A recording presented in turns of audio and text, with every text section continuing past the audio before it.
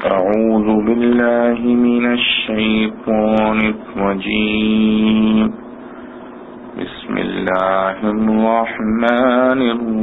الرحيم اتخذوا أحبارهم ورهبانهم أربابا من دون الله والمسيح ابن مريم وما أمروا إلا ليعبدوا إلها واحدا لا إله إلا هو سبحانه عما يشركون يريدون أن يطفئوا نور الله بأفواههم ويأبى الله إلا أن يتم نوره ولو كره الكافرون هو الذي أرسل رسوله بالهدى ودين ليظهره على الدين كله ولو كره المشركون يا أيها الذين آمنوا إن كثيرا من الأحبار والرهبان ليأكلون أموال الناس بالباطل ويصدون عن سبيل الله والذين يكنزون الذهب والفضة ولا ينفقونها في سبيل الله فبشرهم بعذاب أليم يوم يحمى عليها في نار جهنم فتكوى بها جباههم وجنوبهم وظهورهم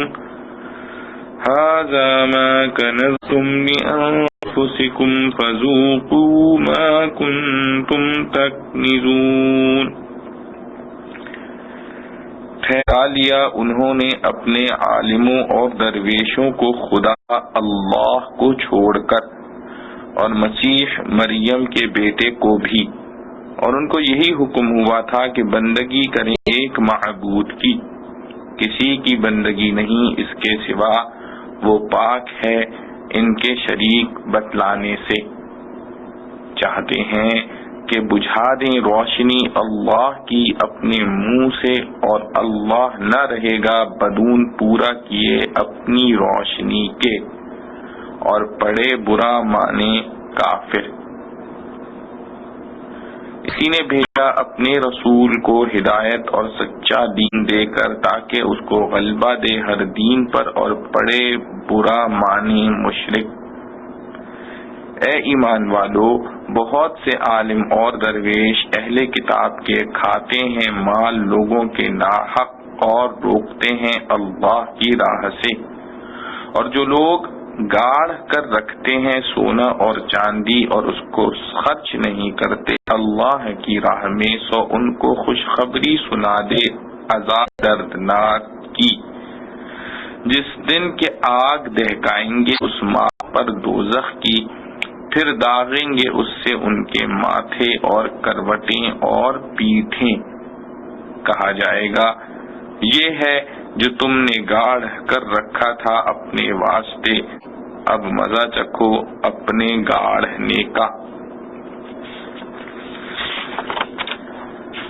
خلاصہ تفصیل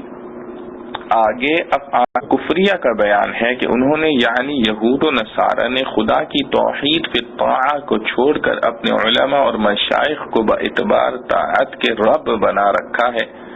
کہ ان کی اطاعت تحلیل اور تحریم میں مثل اطاعت خدا کے کرتے ہیں،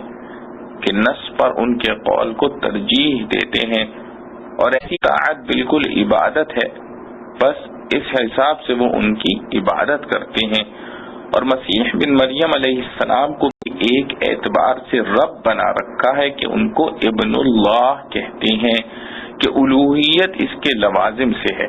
حالانکہ ان کو کتب الہیہ میں صرف یہ حکم کیا گیا ہے کہ فقط ایک معبود برحق کی عبادت کریں جس کے سوا کوئی لائق عبادت نہیں، وہ ان کے شرک سے پاک ہے۔ اور یہ تو بیان تھا اتباع باطل کا، آگے بیان ہے اس کا کہ وہ دین حق کو رد کرتے ہیں کہ یہ بھی کفر ہے، یعنی وہ لوگ یہ چاہتے ہیں کہ اللہ تعالیٰ کے نور یعنی دین اسلام کو اپنے منہ سے پھونک مار مار کر بجھا دیں، یعنی منہ سے رد و اعتراض کی باتیں اس غرض سے کرتے ہیں کہ دین حق کو فروغ نہ ہو، حالانکہ اللہ تعالیٰ بدون اس کے کہ اپنے نور مذکور کو کمال تک پہنچا دے مانے گا نہیں۔ گو کافر لوگ جن میں یہ بھی آ گئے کیسے ہی ناخوش ہوں، چنانچہ وہ اللہ ایسا ہے کہ اسی اتمام نور کے لیے اس نے اپنے رسول صلی اللہ علیہ وسلم کو ہدایت کا سامان یعنی قرآن اور سچا دین یعنی اسلام دے کر دنیا میں بھیجا ہے، تاکہ اس دین کو وہی نور مذکور ہے، تاکہ اس دین کو کہ وہی نور مذکور ہے تمام بقیہ دینوں پر غالب کر دے، کہ یہی اتمام ہے۔ گو مشرک جن میں یہ بھی داخل ہو گئے کیسے ہی ناخوش ہوں۔ اے ایمان والو، اکثر احبار و رہبان یعنی یہود و نصارہ کے علماء، مشاوہ، مشائخ، عوام لوگوں کے مال نامشروع طریقے سے کھاتے اڑاتے ہیں، یعنی احکام حقہ کو پوشیدہ رکھ کر موافق مرضی عوام کے فتوے دے کر ان سے نذرانے لیتے ہیں، اور اس کی وجہ سے وہ اللہ کی راہ یعنی دین اسلام سے لوگوں کو باز رکھتے ہیں، کیونکہ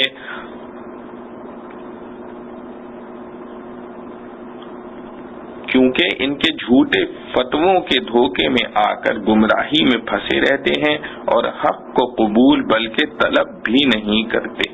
اور غایت حرص سے مال بھی جمع کرتے ہیں، جس کی نسبت یہ وعید ہے کہ جو لوگ سونا چاندی جمع کر رکھتے ہیں اور ان کو اللہ کی راہ میں خرچ نہیں کرتے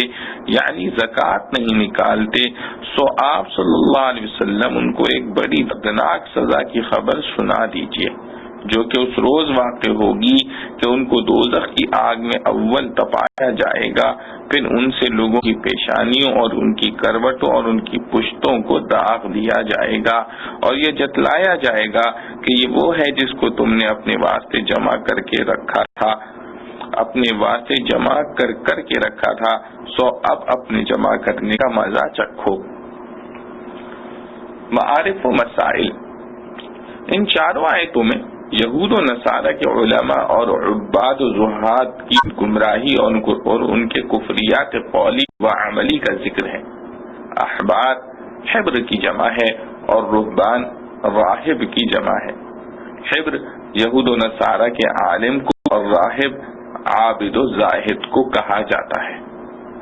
پہلی آیت میں فرمایا ہے کہ ان لوگوں نے اپنے علماء اور عبادت گزاروں کو اللہ کے سوا اپنا رب اور معبود بنا رکھا ہے، اسی طرح عیسیٰ بن مریم علیہ السلام کو اپنا رب بنا لیا ہے۔ حضرت عیسیٰ علیہ السلام کو رب و معبود بنانا تو اس لیے ظاہر ہے کہ وہ ان کو خدا تعالی کا بیٹا مانتے اور کہتے تھے، اور علماء و عباد کو معبود بنانے کا جو الزام ان پر کیا گیا ہے، اگرچہ وہ صراحتاً ان کو اپنا رب نہ کہتے تھے، اس کی وجہ یہ ہے کہ انہوں نے اطاعت مطلقہ جو خالص اللہ جل شانہ کا حق ہے، اس حق کو ان کے حوالے کر دیا تھا کہ ہر حال میں ان کے کہنے کی پیروی کرتے تھے، اگرچہ ان کا قول اللہ رسول کے خلاف ہی کیوں نہ ہو۔ تو یہ ظاہر ہے کہ کسی کی ایسی اطاعت کرنا کہ اللہ و رسول کے فرمان کے خلاف بھی کہے تو اس کی اطاعت نہ چھوڑے، یہ ایسا ہی ہے جیسے کسی کو اپنا رب اور معبود کہے، جو کھلا ہوا کفر ہے۔ اس سے معلوم ہوا کہ مسائل دین سے ناواقف عوام کے لیے علماء کے فتویٰ کا اتباع یا اجتہادی مسائل میں ائمہ مجتہدین کا اتباع اس آیت سے کوئی تعلق نہیں، کیونکہ یہ اتباع در حقیقت خدا اور رسول ہی کے احکام کا اتباع ہوتا ہے، اہل علم و نظر براہ راست اللہ و رسول کے کلام کو دیکھ کر اس پر عمل کرتے ہیں، اور ناواقف عوام اہل علم سے پوچھ کر انہی احکام پر عمل کرتے ہیں، اور اہل علم جو درجہ اجتہاد کا نہیں رکھتے وہ بھی اجتہادی مسائل میں ائمہ مجتہدین کا اتباع کرتے ہیں۔ یہ اتباع خود قرآن کریم کے حکم کے مطابق ہے اور حق تعالی ہی کی اطاعت ہے، جیسا کہ ارشاد ہے فَاسْأَلُوا أَهْلَ الذِّكْرِ إِن كُنتُمْ لَا تَعْلَمُونَ، یعنی اگر تم خود احکام خدا اور اس سے واقف نہیں تو اہل علم سے پوچھ کر عمل کیا کرو، یعنی اگر تم خود احکام خدا و رسول سے واقف نہیں تو اہل علم سے پوچھ کر عمل کیا کرو۔ یہود و نصارہ کے عوام نے کتاب اللہ اور احکام خدا اور رسول کو بالکل نظر انداز کر کے خود غرض پیشہ ور علماء یا جاہل عبادت گزاروں کے قول و عمل ہی کو اپنا دین بنا لیا تھا۔ اس کی مذمت اس آیت میں فرمائی گئی ہے۔ اس کے بعد فرمایا کہ ان کی گمراہی اختیار کر لی، حالانکہ ان کو اللہ تعالیٰ کی طرف سے صرف ایک اللہ کی عبادت کا حکم دیا گیا تھا، جو ان تمام چیزوں کے شرک سے پاک ہے جن کو یہ لوگ اللہ تعالیٰ کا شریک ٹھہراتے ہیں۔ اس آیت میں تو ان کے اتباع باطل اور غیر اللہ کی ناجائز اطاعت کا ذکر تھا۔ اس کے بعد کی آیت میں ان کی ایک اور گمراہی کا ذکر ہے کہ یہ لوگ صرف اسی پر بس نہیں کرتے کہ خود گمراہی میں پڑے ہوئے ہیں، بلکہ ہدایت اور دین حق کے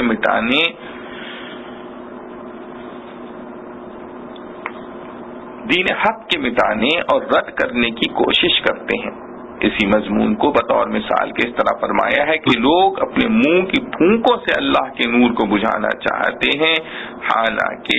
یہ ان کے بس کی بات نہیں۔ اللہ تعالیٰ یہ طے کر چکے ہیں کہ وہ اپنے نور یعنی دین اسلام کو مکمل اور پورا ہی کریں گے، خواہ کافر لوگ کیسے ہی ناخوش ہوں۔ اس کے بعد تیسری آیت کے مضمون کا خلاصہ بھی یہی ہے کہ اللہ تعالیٰ نے اپنے رسول کو ہدایت کا سامان یعنی قرآن اور دین حق یعنی اسلام دے کر اسی لیے بھیجا ہے تاکہ اس کو دنیا کے تمام بقیہ دینوں پر غالب کر دے۔ تقریباً انہی لفظوں کے ساتھ قرآن کریم میں متعدد آیات آئی ہیں جن میں یہ وعدہ ہے کہ دین اسلام کو تمام دنیا کے ادیان پر غالب کیا جائے گا۔ تفسیر مظہری میں ہے کہ دین اسلام کو تمام دوسرے دینوں پر غالب کرنے کی یہ خوشخبری اکثر زبانوں اور اکثر حالات کے اعتبار سے ہے، جیسا کہ حضرت مقداد کی حدیث میں ہے کہ رسول اللہ صلی اللہ علیہ وسلم نے فرمایا کہ روئے زمین پر کوئی کچا پکا مکان باقی نہ رہے گا جس میں اسلام کا کلمہ داخل نہ ہو جائے، عزت داروں کی عزت کے ساتھ اور ذلیل لوگوں کی ذلت کے ساتھ۔ جن کو اللہ تعالی عزت دیں گے وہ مسلمان ہو جائیں گے، اور جن کو ذلیل کرنا ہوگا وہ اسلام کو قبول تو نہ کریں گے مگر اسلامی حکومت کے تابع ہو جائیں گے۔ چنانچہ اللہ تعالی کا یہ وعدہ پورا ہوا، 1000 سال کے قریب اسلام کی شان و شوکت پوری دنیا پر چھائی رہی۔ رسول کریم صلی اللہ علیہ وسلم اور صالحین کے عہد مبارک میں تو اس نور کی تکمیل و اتمام کا مشاہدہ ساری دنیا کر ہی چکی ہے، اور آئندہ بھی دلائل اور حقائق کے اعتبار سے ہر زمانے میں دین اسلام ایسا مکمل دین ہے کہ کسی معقول پسند انسان کو اس پر حرف گیری کا موقع نہیں مل سکتا۔ اس لیے کفار کی مخالفتوں کے باوجود یہ دین حق اپنی حجت و دلیل کے اعتبار سے ہمیشہ غالب ہے، اور جب مسلمان اس دین کی پوری پیروی کریں تو ان کا ظاہری غلبہ اور حکومت و سلطنت بھی اس کے لوازم میں سے ہے، جیسا کہ تاریخ اسلام کا تجربہ اس پر شاہد ہے کہ جب بھی مسلمانوں نے قرآن و سنت پر پوری طرح عمل کیا تو کوئی کوہ و دریا ان کے عزائم کی راہ میں رکاوٹ نہیں بن سکا، اور یہ پوری دنیا پر غالب آ کر رہے۔ اور جب کہیں جہاں کہیں ان کو مغلوب یا مقہور ہونے کی نوبت آئی ہے تو وہ قرآن و سنت کے احکام سے غفلت اور خلاف ورزی کا نتیجہ بد تھا جو ان کے سامنے آیا۔ دین حق پھر بھی اپنی جگہ مظفر و منصور ہی رہا۔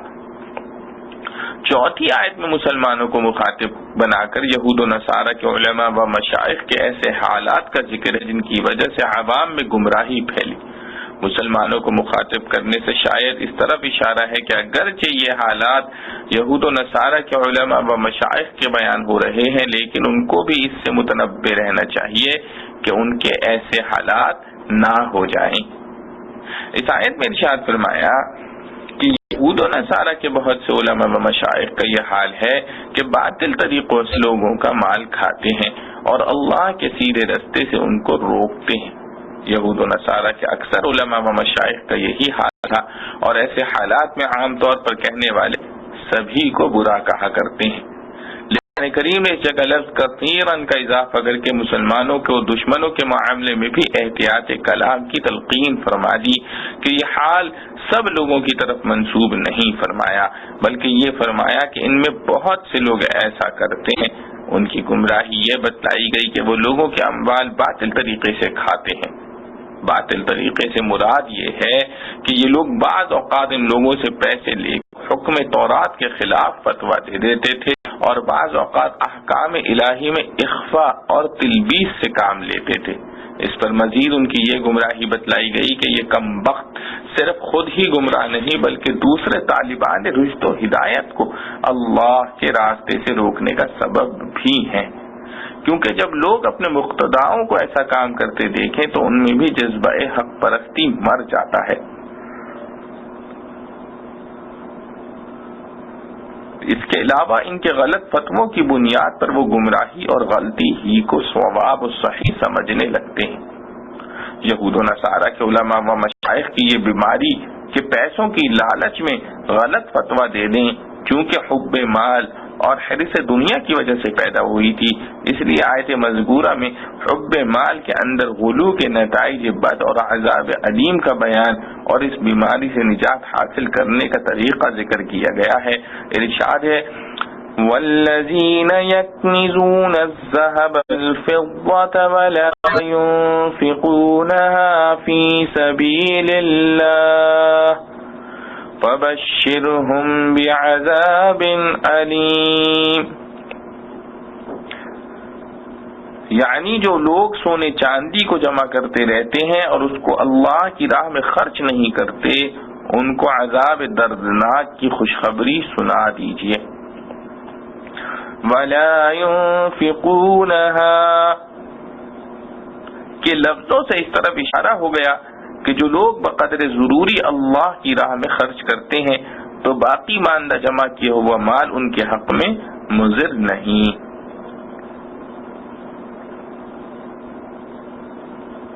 حدیث میں خود رسول کریم صلی اللہ علیہ وسلم نے ارشاد فرمایا کہ جس مال کی زکوٰۃ ادا کر دی جائے وہ کنز تم میں داخل نہیں، جس سے معلوم ہوا کہ زکوٰۃ نکال جو مال باقی رہے اس کا جمع رکھنا کوئی گناہ نہیں۔ جمہور فقہا و ائمہ کا یہی مسلک ہے۔ وَلَا يُنفِقُونَهَا کی ضمیر فضہ کی طرف راجع ہے، جس کے معنی چاندی کے ہیں۔ اوپر سونے اور چاندی دو چیزوں کا ذکر تھا، مگر ضمیر صرف چاندی کی طرف راجع کی گئی۔ تفسیر مظہری میں اس کو اشارہ اس کی بات کا قرار دیا ہے کہ جب کسی شخص کے پاس سونا اور چاندی تھوڑا تھوڑا موجود ہو تو اعتبار چاندی کا کیا جائے گا، سونے کی قیمت بھی چاندی کے حساب میں لگا کر زکوٰۃ ادا کی جائے گی۔ 5ویں آیت میں اس عذاب علیم کی تفصیل اس طرح بیان فرمائی ہے، یوم ما علیہا فی نار جہنم فتکوی بها جباہہم وجنوبہم وظہورہم ھذا ما کنزتم لانفسکم فذوقوا ما کنتم تکنزون۔ یعنی زکوٰۃ نہ ادا کرنے والوں کو یہ عذاب علیم اس دن ہوگا جبکہ ان کے جمع کیے ہوئے سونے چاندی کو جہنم کی آگ میں تپایا جائے گا، پھر اس سے ان کی پیشانیوں، پہلوؤں اور پشتوں پر داغ دیے جائیں گے۔ اور ان سے زبانی سزا کے طور پر کہا جائے گا کہ یہ وہ چیز ہے جس کو تم نے اپنے لیے جمع کیا تھا، سو اپنے جمع کیے ہوئے سرمایے کو چکھو۔ اس سے معلوم ہوا کہ جزائے عمل عین عمل ہے۔ جو سرمایہ ناجائز طور پر جمع کیا تھا یا اصل سرمایہ تو جائز تھا مگر اس کی زکوٰۃ ادا نہیں کی، تو خود وہ سرمایہ ہی ان لوگوں کا عذاب بن گیا۔ اس آیت میں داغ لگانے کے لیے نشانیوں، پہلوؤں، پشت ذکر کیا گیا ہے۔ یا تو اس سے مراد پورا بدن ہے، اور یا پھر ان تین چیزوں کی تخصیص اس بنا پر ہے کہ بخیل آدمی جو اپنا سرمایہ اللہ کی راہ میں خرچ کرنا نہیں چاہتا، جب کوئی سائل یا زکوٰۃ کا طلبگار اس کے سامنے آتا ہے تو اس کو دیکھ کر سب سے پہلے اس کی پیشانی پر بال آتے ہیں، پھر اس سے نظر بچانے کے لیے یہ دائیں بائیں مڑنا چاہتا ہے، اور اس سے بھی سائل نہ مڑے تو اس کی طرف پشت کر لیتا ہے۔ اس لیے پیشانی، پہلو، پشت اس عذاب کے لیے مخصوص کیے گئے۔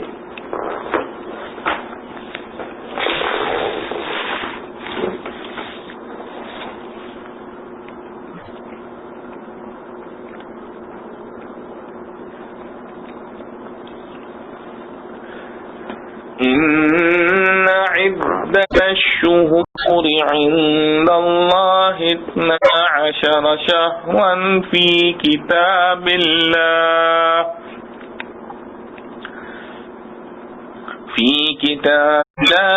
يوم خلق السماوات والأرض منها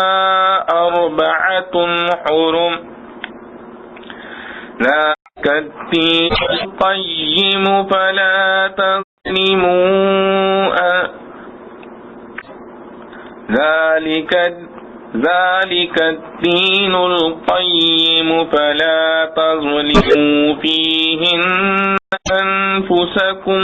قاتلوا المشركين كافة كما يقاتلونكم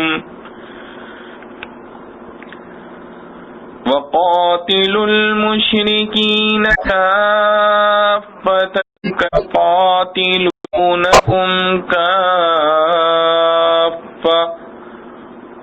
واعلموا أن الله قدير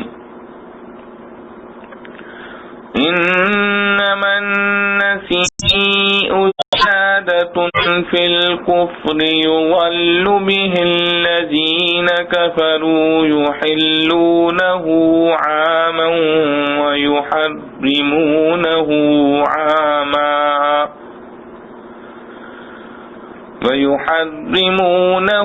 عاما ليواطعوا عدة ما حرم الله فحلوا ما حرم الله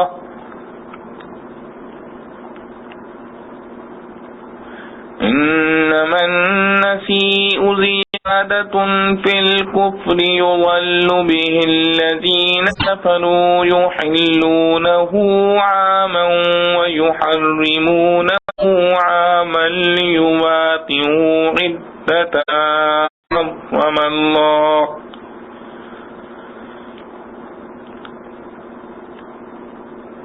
ليواطئوا عدة ما حرم الله فيحلوا ما حرم الله زين لهم سوء أعمالهم والله لا يهدي القوم الكافرين۔ مہینوں کی گنتی اللہ کے نزدیک 12 مہینے، اللہ کے حکم میں جس دن اس نے پیدا کیے تھے آسمان اور زمین، ان میں 4 مہینے ہیں ادب کے، یہی ہے سیدھا دین۔ سو ان میں ظلم مت کرو اپنے اوپر اور لڑو سب مشرکوں سے ہر حال میں جیسے وہ لڑتے ہیں تم سب سے ہر حال میں، اور جان لو کہ اللہ ساتھ ہے ڈرنے والوں کے۔ یہ جو مہینہ ہٹا دینا ہے سو بڑھائی ہوئی بات ہے، کفر کے عہد میں گمراہی میں پڑتے ہیں اس سے کافر۔ حلال کر لیتے ہیں اس مہینے کو 1 برس اور حرام رکھتے ہیں دوسرے برس، تاکہ پوری کر لیں گنتی ان مہینوں کی جو اللہ نے ادب کے لیے رکھے ہیں۔ پھر حلال کر لیتے ہیں جو مہینے کے اللہ نے حرام کیا، بھلے کر دیے گئے ان کی نظر میں ان کے برے کام، اور اللہ راستہ نہیں دیتا کافر لوگوں کو۔ خلاصہ تفسیر، یقیناً شمار مہینوں کا جو کہ کتاب الہی یعنی احکام شرعیہ میں اللہ کے نزدیک معتبر ہیں، 12 مہینے قمری ہیں، اور کچھ آج سے نہیں بلکہ جس روز اللہ تعالی نے آسمان زمین پیدا کیے تھے اسی روز سے، اور ان میں 4 خاص مہینے ادب کے ہیں، ذی قعدہ، ذی الحجہ، محرم، رجب۔ یہی امر مذکور دین مستقیم ہے، یعنی ان مہینوں کا 12 ہونا اور 4 کا بالتخصیص اشہر حرم ہونا، اور بخلاف عادت جاہلیت کے کبھی سال کے مہینوں کا عدد بڑھا دیتے اور کبھی اشہر حرم کی تخصیص چھوڑ دیتے کہ یہ بد دینی ہے۔ سو تم ان سب مہینوں کے بارے میں دین کے خلاف کر کے جو کہ موجب گناہ ہے اپنا نقصان مت کرنا، یعنی سعادت جاہلیت کے موافق مت کرنا، اور ان مشرکین سے جبکہ یہ اپنی کفریات کو جن میں یہ خاص عادت بھی آ گئی نہ چھوڑے، سب سے لڑنا، جیسا کہ وہ تم سب مسلمانوں سے لڑنے کو ہر وقت تیار رہا کرتے ہیں۔ اور اگر ان کے جمعیت اور سامان سے اندیشہ ہو تو یہ جان رکھو کہ اللہ تعالی متقیوں کا ساتھی ہے، بس ایمان و تقوی کو اپنا شعار رکھو اور کسی سے مت ڈرو۔ آگے ان کی عادت جاہلیت کا بیان ہے کہ یہ مہینوں کا یا ان کی حرمت کا آگے کو ہٹا دینا کفر میں اور ترقی ہے، جس سے اور عام کفار گمراہ کیے جاتے ہیں، اس طور پر کہ وہ اس حرام مہینے کو کسی سال نفسانی غرض سے حلال کر لیتے ہیں اور کسی سال جب کوئی غرض نہ ہو حرام سمجھتے ہیں، تاکہ اللہ تعالی نے جو مہینے حرام کیے ہیں صرف ان کی گنتی بلا لحاظ تخصیص و تعیین پوری کر لیں۔ پھر جب تخصیص و تعیین نہ رہی تو اللہ کے حرام کیے ہوئے مہینے کو حلال کر لیتے ہیں۔ ان کی بدعمالیاں ان کو مستحسن معلوم ہوتی ہیں اور ان کے اصرار علی الکفر پر غم کرنا بے سود ہے، کیونکہ اللہ تعالی ایسے کافروں کو ہدایت کی توفیق نہیں دیتا، کیونکہ یہ خود راہ پر آنا نہیں چاہتے۔ معارف و مسائل، پچھلی آیات میں کفار و مشرکین کے کفر و شرک، گمراہی اور بدعمالیوں کا ذکر تھا۔ ان 2 آیتوں میں بھی اسی سلسلے کا ایک مضمون اور عرب جاہلیت کی ایک جاہلانہ رسم بد کا بیان اور مسلمانوں کو اس سے اجتناب کی ہدایت ہے۔ وہ رسم بد ایک واقعے سے متعلق ہے جس کی تفصیل یہ ہے کہ عہد قدیم سے تمام انبیاء سابقین کی شریعتوں میں سال کے 12 مہینے مانے جاتے تھے، اور ان میں سے 4 مہینے بڑے متبرک اور ادب و احترام کے مہینے سمجھے جاتے تھے، 3 مہینے مسلسل ذی قعدہ، ذی الحج، محرم اور 1 رجب کا۔ تمام انبیاء علیہ السلام کی شریعتیں اس پر متفق ہیں کہ ان 4 مہینوں میں ہر عبادت کا ثواب زیادہ ہوتا ہے، اور ان میں کوئی گناہ کرے تو اس کا وبال اور عذاب بھی زیادہ ہے۔ سابق شریعتوں میں ان مہینوں کے اندر قتل و قتال بھی ممنوع تھا۔ مکہ مکرمہ کے عرب چونکہ اسماعیل علیہ السلام کے واسطے سے حضرت ابراہیم خلیل اللہ علیہ السلام کی اولاد ہیں، اس لیے یہ سب لوگ حضرت ابراہیم علیہ السلام کی نبوت اور رسالت کے قائل اور ان کی شریعت کو ماننے کا دعویٰ کرتے تھے، اور چونکہ ملت ابراہیم بھی ان 4 مہینوں یعنی اشہر حرم میں قتل و قتال اور شکار ممنوع تھا، عرب جاہلیت پر اس حکم کی تعمیل اس لیے سخت دشوار تھی کہ ظاہر جاہلیت میں قتل و قتال ہی ان کا پیشہ بن کر رہ گیا تھا، اس لیے اس میں آسانی پیدا کرنے کے لیے انہوں نے اپنی نفسانی اغراض کے لیے طرح طرح کے ہیلے نکالے۔ کبھی اشہر حرم کے کسی مہینے میں جنگ کی ضرورت پیش آتی یا لڑتے لڑتے شہر حرام آ جاتا تو کہہ دیتے کہ اب کے سال یہ مہینہ حرام نہیں ہوا، اگلا مہینہ حرام ہوگا۔ مثلا محرم آ گیا تو کہتے کہ اس سال محرم کا مہینہ حرام نہیں بلکہ صفر کا مہینہ حرام ہوگا، اور مزید ضرورت پڑتی تو کہتے کہ ربیع الاول حرام ہوگا، یا یہ کہتے کہ اس سال صفر کا مہینہ پہلے آ گیا، محرم بعد میں آئے گا۔ اس طرح محرم کو صفر بنا دیا۔ غرض سال بھر میں 4 مہینے تو پورے کر لیتے تھے، لیکن اللہ کی متعین کردہ ترتیب اور تعیین کا لحاظ نہ رکھتے تھے۔ جس مہینے کو چاہیں ذی الحجہ کہہ دیں اور جس کو چاہیں رمضان کہہ دیں، جس کو چاہیں مقدم کر دیں، جس کو چاہیں مؤخر کر دیں۔ کبھی زیادہ ضرورت پڑتی، مثلا لڑتے لڑتے 10 مہینے گزر گئے اور سال کے صرف 2 ہی مہینے باقی رہ گئے تو ایسے موقع پر سال کے مہینوں کی تعداد بڑھا دیتے اور کہتے کہ اب کے برس سال 14 مہینوں ہوگا۔ اسی طرح باقی ماندہ 4 مہینوں کو اشہر حرم بنا لیتے تھے۔ غرض دین ابراہیمی کا اتنا تو احترام کرتے تھے کہ سال 4 مہینوں کا احترام کرتے اور ان میں قتل و قتال سے باز رہتے تھے، مگر اللہ تعالی نے جو ترتیب مہینوں کی متعین فرمائی اور اسی ترتیب سے 4 مہینوں کو اشہر حرم قرار دیا،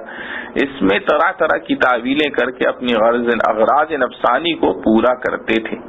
اس کا نتیجہ یہ تھا کہ اس زمانے میں اس کا امتیاز ہی دشوار ہو گیا تھا کہ کون سا مہینہ رمضان یا شوال کا ہے اور کون سا ذی القعدہ، ذی الحجہ یا رجب کا ہے۔ ہجرت کے 8ویں سال جب مکہ مکرمہ فتح ہوا اور 9ویں سال حضرت صلی اللہ علیہ وسلم نے صدیق اکبر رضی اللہ عنہ کو موسم حج میں تمام کفار و مشرکین سے برات کا اعلان کرنے کے لیے بھیجا، تو یہ حقیقی حساب سے اگرچہ ذی الحجہ کا مہینہ تھا، مگر جاہلیت کے اسی پرانے دستور کے مطابق یہ مہینہ ذی القعدہ کا قرار پایا تھا، اور اس سال ان کے نزدیک حج کا مہینہ بجائے ذی الحجہ کے ذی القعدہ مقرر تھا۔ پھر سن 10 ہجری میں جب رسول کریم صلی اللہ علیہ وسلم حجۃ الوداع کے لیے تشریف لے گئے تو قدرتی طور پر ایسا نظام بن گیا کہ مہینہ اصلی ذی الحجہ کا تھا۔ اہل جاہلیت کے حساب میں بھی وہ ذی الحجہ ہی قرار پایا، اس لیے رسول کریم صلی اللہ علیہ وسلم نے اپنے مینا کے خطبے میں ارشاد فرمایا، ان الزمان قد استدار كهيئته يوم خلق الله السماوات والارض، یعنی زمانہ پھر اپنی اسی حیثیت پر آ گیا جس پر اس کو اللہ تعالی نے زمین و آسمان کی پیدائش کے وقت رکھا، یعنی جو مہینہ اصلی ذی الحجہ کا تھا، جاہلیت والوں کے نزدیک بھی اس سال وہی مہینہ ذی الحجہ کا مہینہ قرار پایا۔ یہ تھی وہ رسم جاہلیت جو مہینوں کی تعداد اور ترتیب اور تعین میں کمی بیشی اور رد و بدل کر کے کی جاتی تھی، جس کے نتیجے میں ان تمام احکام شرعیہ میں خلل آتا تھا جو کسی خاص مہینے یا اس کی کسی خاص تاریخ سے متعلق ہیں، یا جو سال کے شروع یا ختم سے متعلق ہیں۔ مثلا عشرہ ذی الحجہ میں احکام حج اور عشرہ محرم کے روزے اور ختم سال پر زکوٰۃ وغیرہ کے احکام۔ بات تو مختصر تھی کہ مہینے کے نام بدل کر مقدم و مؤخر کر دیا، کہ محرم کو سفر اور سفر کو محرم بنا دیا، لیکن اس کے نتیجے میں سینکڑوں احکام شرعیہ کی تحریف ہو کر عمل برباد ہوا۔ قرآن مجید کی ان 2 آیتوں میں اس رسم جاہلیت کی خرابی اور مسلمانوں کو اس سے بچنے کی ہدایت ہے۔ پہلی آیت میں ارشاد ہے، ان عدت الشہور عند اللہ 12 شہرا، اس میں لفظ عدد کے معنی میں ہے اور شہور شہر کی جمع ہے۔ شہر کے معنی مہینہ ہے۔ معنی یہ ہے کہ اللہ تعالی کے نزدیک مہینوں کی تعداد 12 متعین ہے، اس میں کسی کو کمی بیشی کا کوئی اختیار نہیں۔ اس کے بعد فی کتاب اللہ پڑھا کر بتلا دیا کہ یہ بات ازل سے لوح محفوظ میں لکھی ہوئی تھی۔ پھر یوم خلق السماوات والارض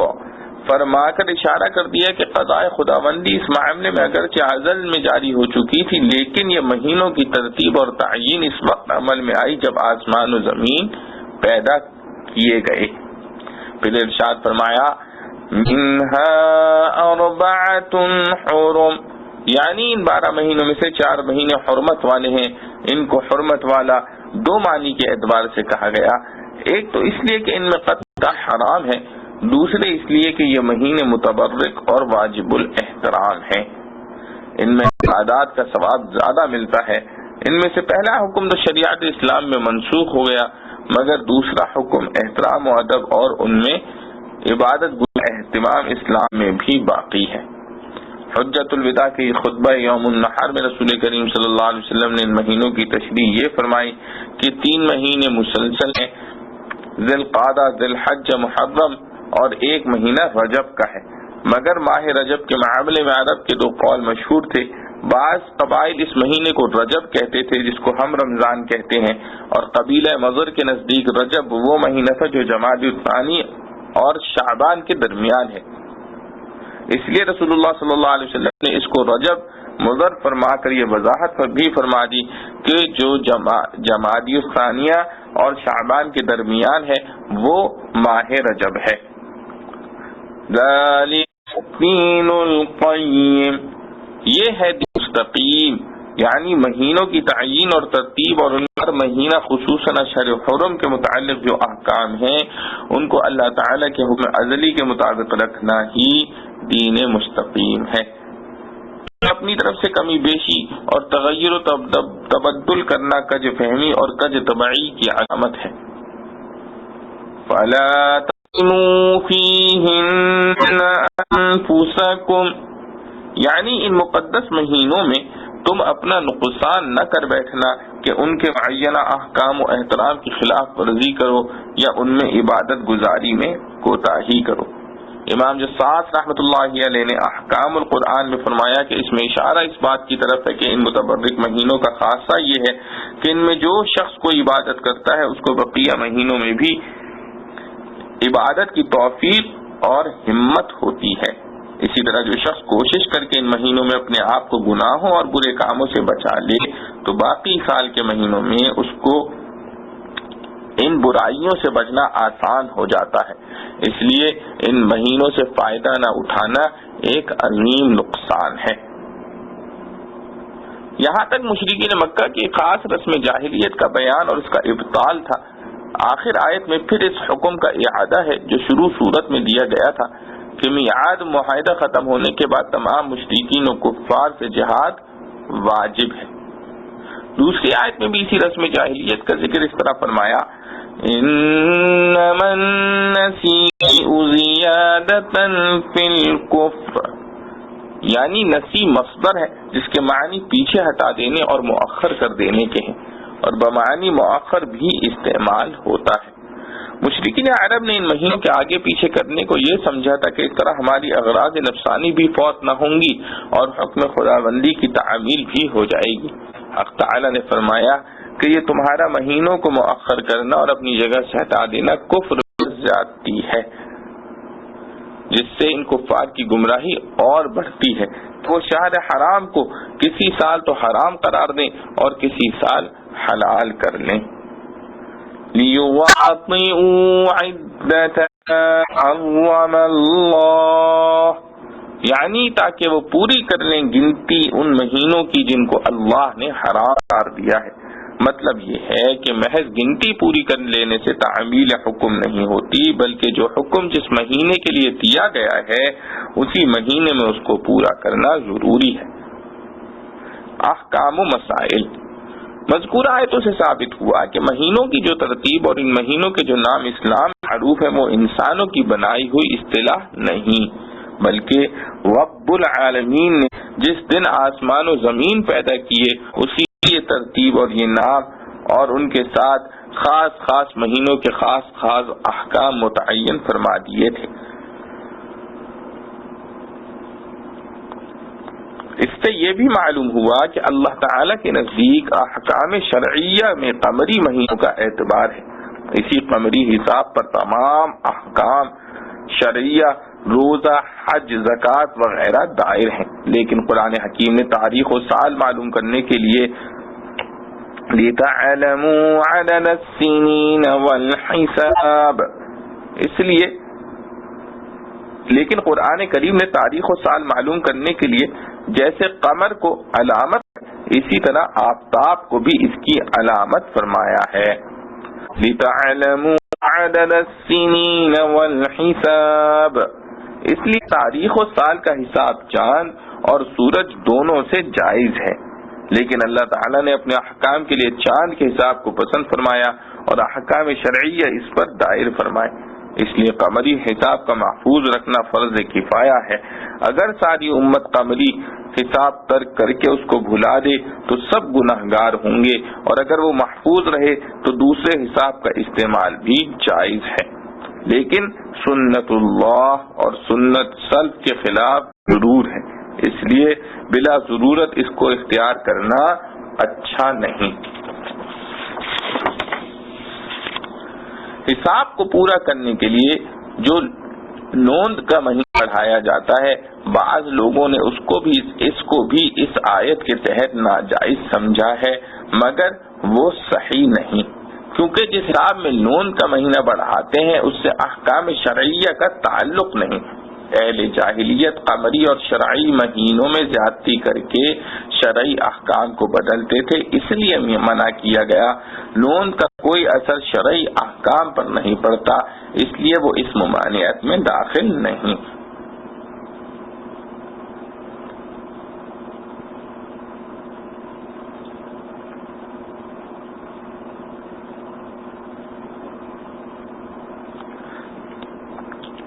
يا أيها الذين آمنوا ما لكم إذا قيل لكم انفروا في سبيل الله اثاقلتم إلى الأرض أرضيتم بالحياة الدنيا من الآخرة فما متاع الحياة الدنيا في الآخرة إلا قليل إلا تنفروا يعذبكم عذابا أليما ويستبدل قوما غيركم ولا تضروه شيئا والله على كل شيء قدير إلا تنصروه فقد الله إذ أخرجه الذين كفروا ثاني اثنين إذ هما في الغار إذ يقول لصاحبه لا تحزن إن الله معنا فأنزل الله سكينته عليه وأيده بجنود لم تروها وجعل كلمة الذين كفروا السفلى وجعل كلمة الذين كفروا السفلى وكلمة الله هي العليا والله عزيز حكيم انفروا خفافا وثقالا وجاهدوا بأموالكم وأنفسكم في سبيل الله ذلكم خير لكم إن كنتم تعلمون لو كان عرضا قريبا وسفرا تبعك ولكن بعدت عليهم الشقة وسيحلفون بالله لو استطعنا لخرجنا معكم يهلكون أنفسهم والله يعلم إنهم لكاذبون۔ ایمان والو، تم کو کیا ہوا جب تم سے کہا جاتا ہے کہ کوچ کرو اللہ کی راہ میں تو گرے جاتے ہو زمین پر؟ کیا خوش ہو گئے دنیا کی زندگی پر آخرت کو چھوڑ کر؟ سو کچھ نہیں نفع اٹھانا دنیا کی زندگی کا آخرت کے مقابلے میں مگر بہت تھوڑا۔ اگر تم نہ نکلو گے تو دے گا تم کو عذاب دردناک اور بدلے میں لاوے گا، اور لوگ تمہارے سوا اور کچھ نہ بگاڑ سکو گے تم اس کا، اور اللہ سب چیز پر قادر ہے۔ اگر تم مدد نہ کرو گے رسول کی تو اس کی مدد کی ہے اللہ نے جس وقت اس کو نکالا تھا کافروں نے کہ وہ دوسرا تھا دو میں کا، جب وہ دونوں تھے غار میں، جب وہ کہہ رہا تھا اپنے رفیق سے تو غم نہ کھا، بے شک اللہ ہمارے ساتھ ہے۔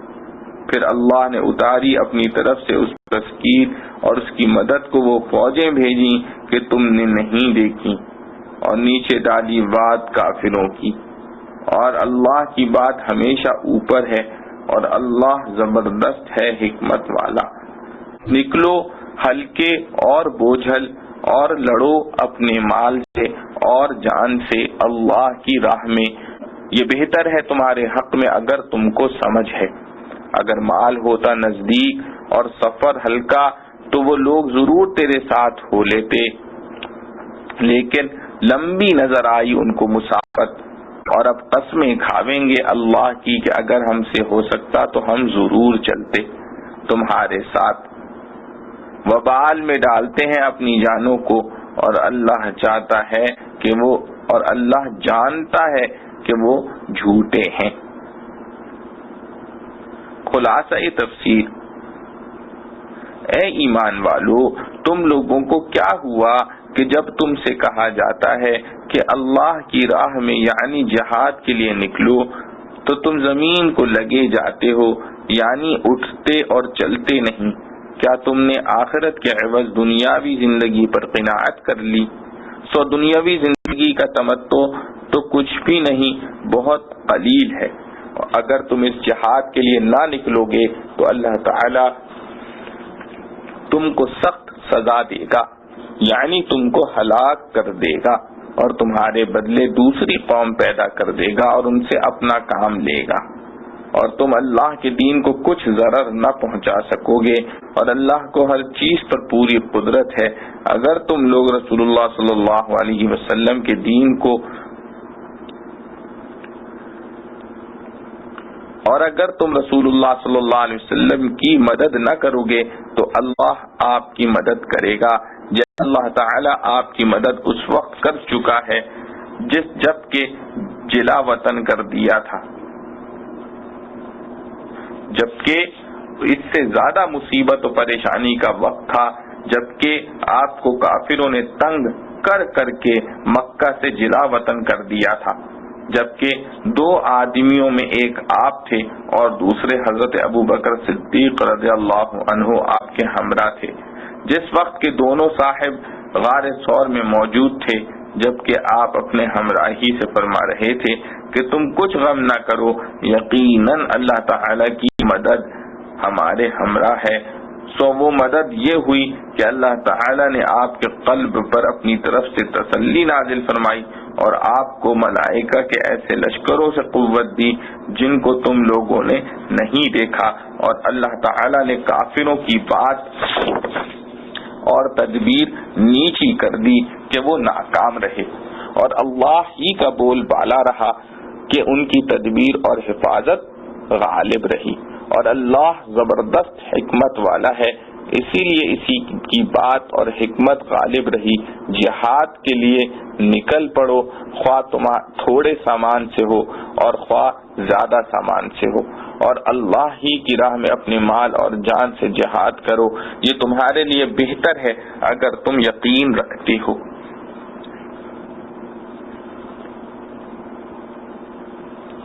تو دیر مت کرو، اگر کچھ لگتے ہاتھ ملنے والا ہوتا اور سفر بھی معمولی ہوتا تو یہ منافق لوگ ضرور آپ کے ساتھ ہو لیتے، لیکن ان کو تو مسافت ہی دور دراز معلوم ہونے لگی، اس لیے یہاں ہی رہ گئے، اور ابھی جب تم لوگ واپس آؤ گے تو خدا کی قسمیں کھا جائیں گے کہ اگر ہمارے بس کی بات ہوتی تو ہم ضرور تمہارے ساتھ چلتے۔ یہ لوگ جھوٹ بول بول کر اپنے آپ کو تباہ یعنی مستحق عذاب کر رہے ہیں، اور اللہ جانتا ہے کہ یہ لوگ یقیناً جھوٹے ہیں، بلا شبہ ان کو استطاعت تھی۔ اور پھر یہ معارف و مسائل، آیات مذکورہ میں رسول کریم صلی اللہ علیہ وسلم کے غزوات میں سے ایک اہم غزوے کا بیان اور اس کے ضمن میں بہت سے احکام اور ہدایات ہیں۔ یہ غزوہ تبوک کے نام سے موسوم ہے اور رسول کریم صلی اللہ علیہ وسلم کا تقریباً آخری غزوہ ہے۔ تبوک مدینہ کے شمال میں سرحد شام پر ایک مقام کا نام ہے۔ شام اس وقت رومی مسیحیوں کی حکومت کا ایک صوبہ تھا۔ رسول کریم صلی اللہ علیہ وسلم سن 8 ہجری میں جب فتح مکہ اور غزوہ حنین سے فارغ ہو کر مدینہ طیبہ پہنچے تو اس وقت جزیرۃ العرب کے اہم حصے اسلامی حکومت کے زیر نگہ تھے، اور مشرکین مکہ کی 8 سالہ مسلسل جنگوں کے بعد اب مسلمانوں کو ذرا سکون کا وقت ملا تھا۔ مگر جس ذات کے بارے میں اللہ تعالی نے پہلے ہی لِيُظْهِرَهُ عَلَى الدِّينِ كُلِّهِ نازل فرما کر پورے عالم کی فتوحات اور اس میں اپنے دین حق کو غالب کرنے کی بشارت دے دی تھی، اس کو اور اس کے رفقائے کار کو فرصت کہا۔ مدینہ پہنچتے ہی ملک شام سے آنے والے تجارت پیشہ لوگ جو شام سے زیتون کا تیل لا کر مدینہ وغیرہ میں فروخت کیا کرتے تھے، ان لوگوں نے یہ خبر پہنچائی کہ شاہ روم ہرقل نے اپنی فوجیں مقام تبوک میں سرحد شام پر جمع کر دی ہیں اور فوجیوں کو پورے 1 سال کی تنخواہیں پیش کی دے کر مطمئن اور خوش کر دیا ہے، اور عرب کے بعض قبائل سے بھی ان کی ساز باز ہے۔ ان کا تہیہ یہ ہے کہ مدینہ پر یک بارگی حملہ کریں۔ جب رسول کریم صلی اللہ علیہ وسلم کو اس کی اطلاع پہنچی تو آپ صلی اللہ علیہ وسلم نے یہ ارادہ فرما لیا کہ ان کے حملہ آور ہونے سے پہلے پیش قدمی کر کے وہیں مقابلہ کیا جائے جہاں ان کی فوجیں جمع ہے۔ یہ زمانہ اتفاق سے سخت گرمی کا زمانہ تھا اور مدینہ کے حضرات عموماً زراعت پیشہ لوگ تھے۔ ان کی کھیتیاں اور باغات کے پھل پک رہے تھے جس پر ان کی ساری معیشت اور پورے سال کے گزارے کا مدار تھا، اور یہ بھی معلوم ہے کہ جس طرح ملازمت پیشہ لوگوں کی جیبیں مہینے کے آخری دنوں میں خالی ہوتی ہیں، اسی طرح زراعت پیشہ لوگ فصل کے ختم پر خالی ہاتھ ہوتے ہیں۔ ایک طرف افلاس، دوسری طرف قریب آمدنی کی امید، اس پر مزید موسم گرما کی شدت اس قوم کے لیے جس کو ابھی ایک حریف کے ساتھ 8 سال مسلسل جنگوں کے بعد ذرا دم لینے کا موقع ملا تھا، ایک انتہائی صبر آزما امتحان تھا۔ مگر وقت کا تقاضا تھا، اور یہ جہاد اپنی نوعیت میں پہلی سب جنگوں سے اس لیے بھی ممتاز تھا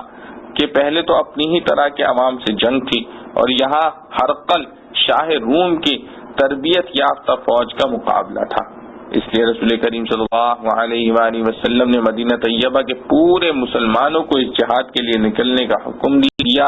اور کچھ آس پاس کے دوسرے قبائل کو بھی شرکت جہاد کے لیے دعوت دی تھی۔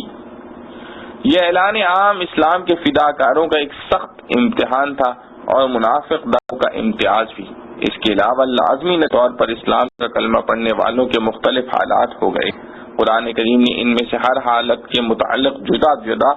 ارشاد فرمائے ہیں۔ ایک حالت ان کامل مکمل حضرات کی تھی جو بلا تردد جہاد کے لیے تیار ہو گئے، دوسرے وہ لوگ جو ابتداءً کچھ تردد کے بعد ساتھ ہو گئے۔ ان دونوں طبقوں کے متعلق قرآن کریم نے فرمایا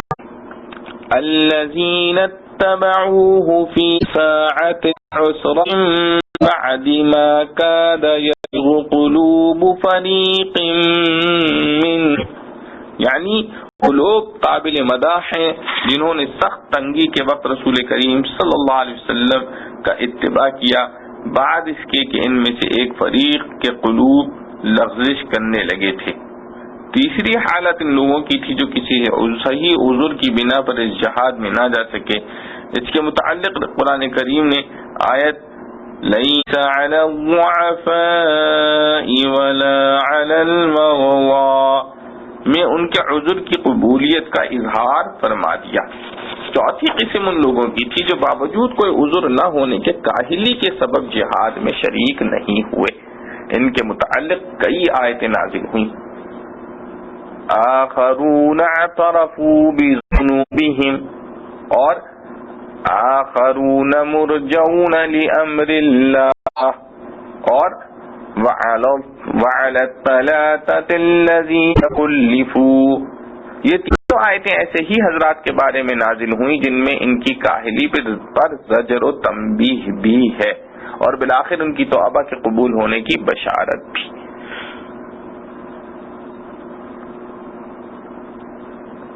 پانچواں طبقہ منافقین کا تھا جو اپنے نفاق کی وجہ سے اس سخت امتحان میں اپنے نفاق کو چھپا نہ سکا اور شرکت جہاد سے الگ رہا۔ اس طبقے کا ذکر بہت سی آیات میں آیا ہے۔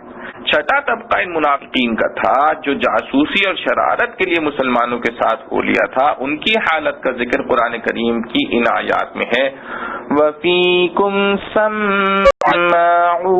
لَهُمْ وَلَئِن سَأَلْتَهُمْ لَيَقُولُنَّ وَهَمُّوا بِمَا لَمْ يَنَالُوا۔ لیکن اس ساری سختی اور تکلیف کے باوجود شرکت جہاد سے باز رہنے والوں کی مجموعی تعداد پھر بھی برائے نام تھی۔ بھاری اکثریت انہی مسلمانوں کی تھی جو اپنے سارے منافع اور راحت کو قربان کر کے اللہ سبحانہ و تعالی کی راہ میں ہر طرح کی مشقت برداشت کرنے کے لیے تیار ہو گئے۔ اسی لیے اس جہاد میں نکلنے والے اسلامی لشکر کی تعداد 30,000 تھی، جو اس سے پہلے کسی جہاد میں نظر نہیں آئی۔ نتیجہ اس جہاد کا یہ ہوا کہ جب ہرقل شاہ روم کو مسلمانوں کی اتنی بڑی جمعیت کے مقابلے پر آنے کی خبر پہنچی تو اس پر روب طاری ہو گیا، مقابلے پر نہیں آیا۔ رسول کریم صلی اللہ علیہ وسلم اپنے فرشتہ خصلت صحابہ کرام رضوان اللہ علیہم مجمعین کے لشکر کے ساتھ چند روز محاذ جنگ پر قیام کر کے جب مخالف کے مقابلے پر آنے سے مایوس ہو گئے تو واپس تشریف لے آئے۔ جو آیتیں اوپر لکھی گئی ہیں بظاہر ان کا تعلق اس چوتھی جماعت سے ہے جو بغیر کسی صحیح عذر کے اپنی سستی اور کاہلی کی بنا پر شریک جہاد نہیں ہوئے۔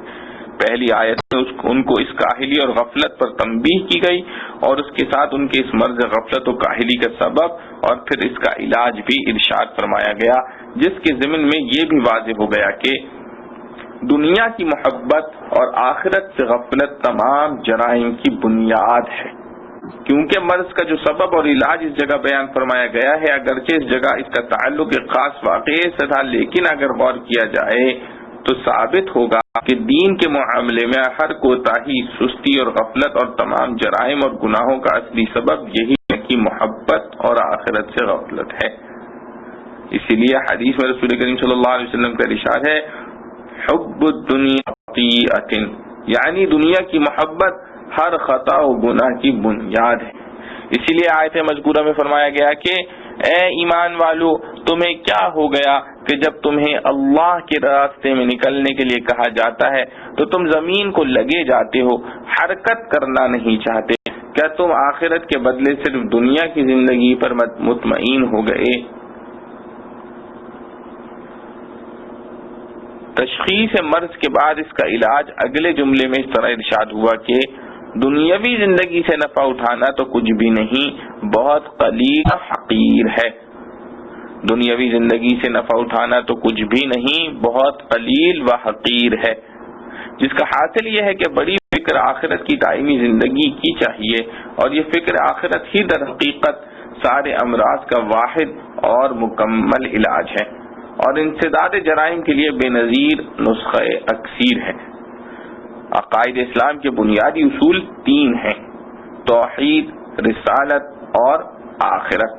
ان میں عقیدہ آخرت در حقیقت اصلاح عمل کی روح اور جرائم اور گناہوں کے آگے ایک آہنی دیوار ہے۔ اگر غور کیا جائے تو بدیہی طور پر معلوم ہوگا کہ دنیا میں امن و سکون اس عقیدے کے بغیر قائم ہی نہیں ہو سکتا۔ آج کی دنیا میں مادی ترقیات اپنے شباب کو پہنچی ہوئی ہیں، جرائم کے انسداد کے لیے بھی کسی ملک و قوم میں مادی تدبیروں کی کوئی کمی نہیں، کی جکڑ بندی اور اس کے لیے انتظامی مشینری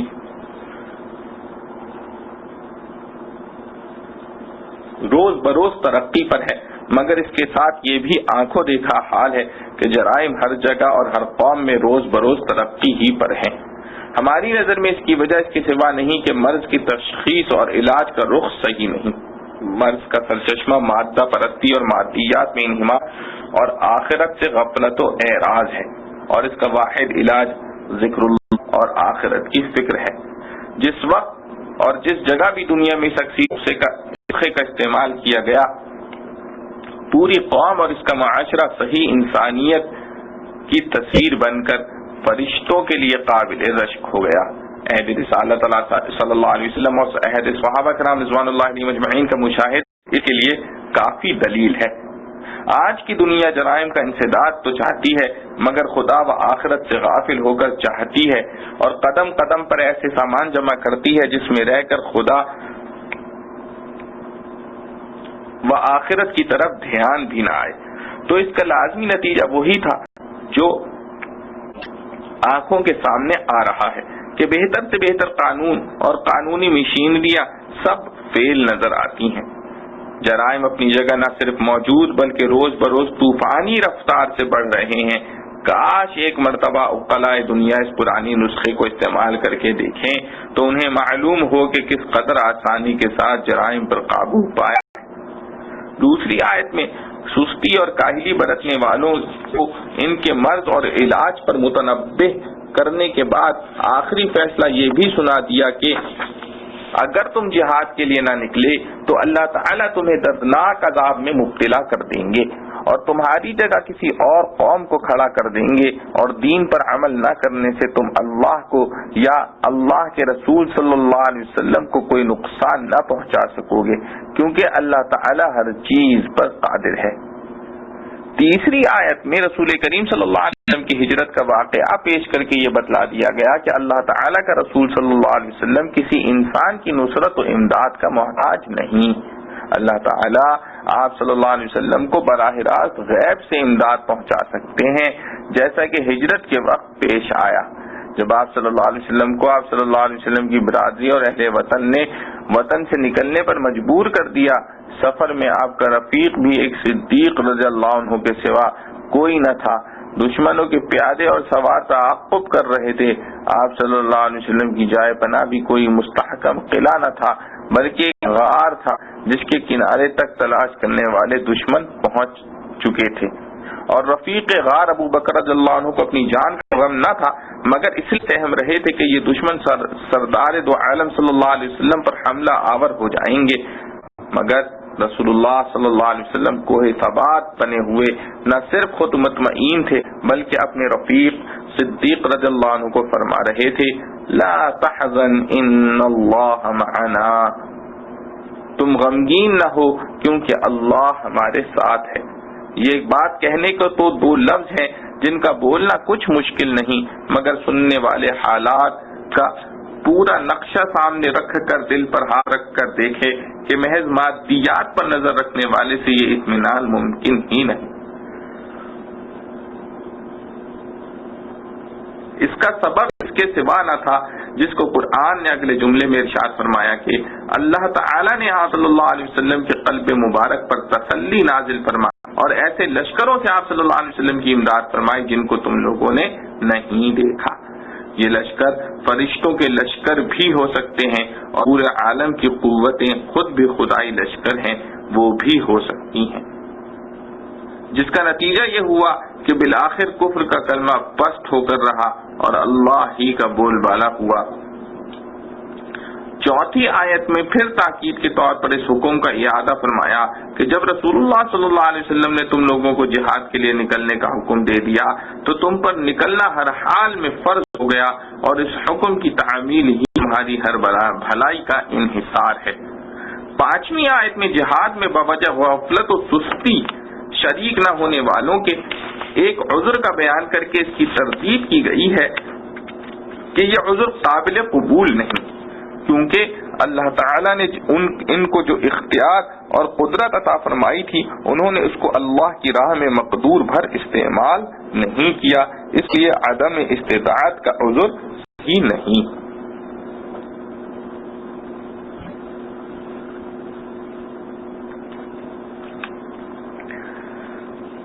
عفى الله عنك لم أذنت لهم حتى يتبين لك الذين صدقوا وتعلم الكاذبين لا يستأذنك الذين يؤمنون بالله واليوم الآخر أن يجاهدوا بأموالهم وأنفسهم واللہ علیم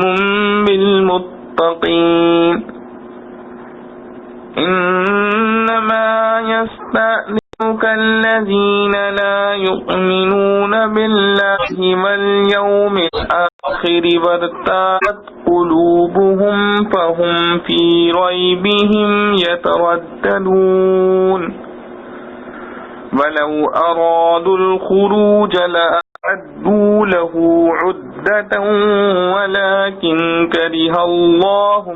بعاثهم فثبتهم وقيل اقعدوا مع القاعدين لو خرجوا فيكم ما زادوكم إلا خبالا ولأوضعوا خلالكم يبغونكم الفتنة وفيكم سماعون